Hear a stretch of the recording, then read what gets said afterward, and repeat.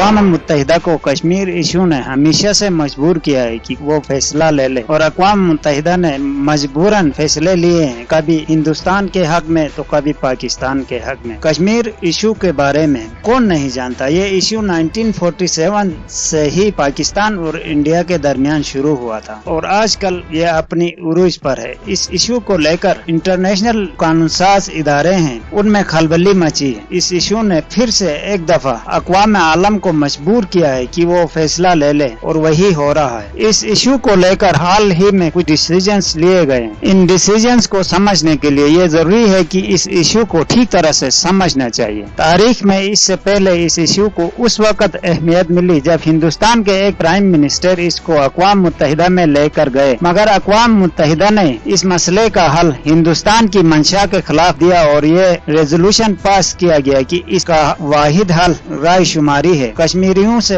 राय ली जाए और इनको ये आजादी दी जाए कि वो जिस मुल्क के साथ रहना पसंद करे इसी के साथ रहें। इस सिलसिले में अमली इक़दाम करने की भी कोशिशें की गई, मगर हिंदुस्तान ने इस फैसले को मानने से इनडायरेक्टली इनकार कर दिया। इसके बाद ये अटका रहा और हिंदुस्तान और पाकिस्तान के दरमियान इस मसले को हल करने के लिए कई दफा नेगोशिएशंस भी हुए और कई दफा जंगे भी, मगर कोई हल न निकल सका। इसके बाद इस मसले को लेकर दुनिया भर के कानूनसाज ऐवानों में उस वक्त आवाज गूंजी जब भारत ने कश्मीर की खुसूसी हैसियत को खत्म करके इसे भारत का हिस्सा बनाने के लिए नई कानून साजी की और कश्मीर के स्पेशल इख्तियारात को खत्म कर दी गई। इसके बाद पाकिस्तान ने इस मसले को एक बार फिर इंटरनेशनलाइज किया, क्योंकि इसी में ही पाकिस्तान का मुफाद छुपा है। इस सिलसिले में पाकिस्तान क्या इक़दाम कर सकता है और इसमें सबसे पहले पाकिस्तान ने इन तमाम फॉरेन एम्बेसडर्स को ब्रीफ करेगा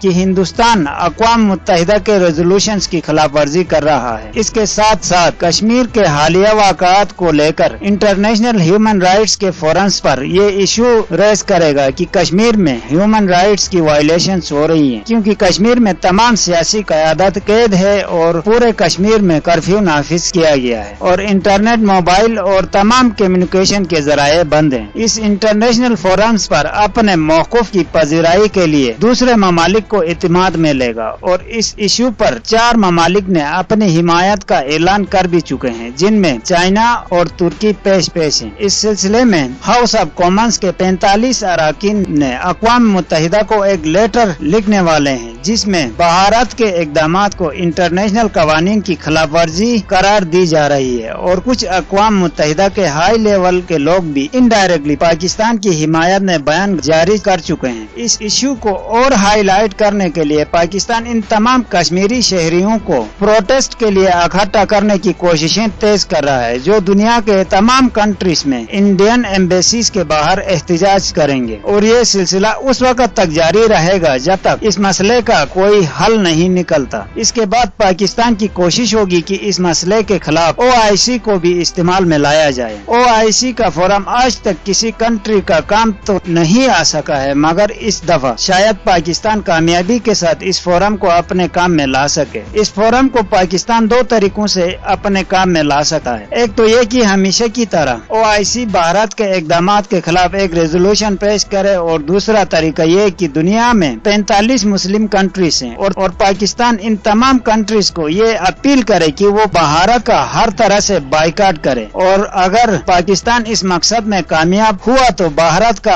आधा पट्टा बैठ जाएगा और बचा खुचा कसर अक़वाम मुत्तहिदा का फोरम पूरा करेगा। इसके अलावा दुनिया भर के तमाम मुसलमानों को ये अपील भी की जा सकती है कि मुसलमान होने के नाते दुनिया के तमाम मुसलमान कश्मीरी मुसलमानों के साथ यकजहती के तौर पर मेड इन इंडिया के तमाम प्रोडक्ट्स का बाइकाट किया जाए। इस सिलसिले में अफगानिस्तान वाहिद कंट्री होगा जो हिंदुस्तान का साथ दे सकता है, मगर अफगानिस्तान की अपनी हालत खस्ता है। इससे हिंदुस्तान को एक बहुत बड़ा इकोनॉमिक दशक मिलेगा। इसके जवाब में हिंदुस्तान क्या क्या इक़दाम कर सकता है, इसके बारे में कल के वीडियो में डिस्कस करेंगे। आज तक इतना ही काफी है। दोस्तों, वीडियो पसंद आए तो लाइक जरूर करना और हमारे चैनल को सब्सक्राइब करना ना भूलिएगा। Thank you.